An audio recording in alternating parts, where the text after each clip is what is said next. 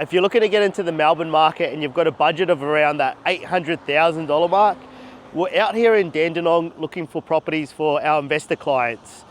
So the reason why we're out here in Dandenong is because a few reasons. So it's only located around 30 to 40 kilometers from the Melbourne CBD. Directly behind us, we've got the train stations that are already existing, and it's already well connected. So we drove in from the Melbourne CBD and it took us about 35 minutes. So it's not that far out. It's quite established.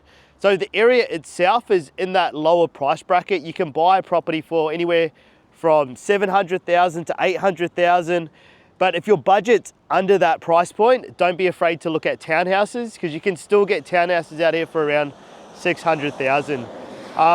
Really low vacancy rates. The one thing to consider is that there is a lot of infrastructure going on. So over the next 10 years, you may see a large amount of apartments and new houses coming through. But if you do it all quite methodically, you can go and you can buy a nice house in a nice location, and you can make sure you can get a good rent return. So then when those new properties do come in, you're buying in well under the price point. So a big thing when I'm talking to investors is looking at the replacement value. So even if they did go ahead and bring in a large scale development, how much will it cost to build a brand new home? And you can actually use that in your benefit.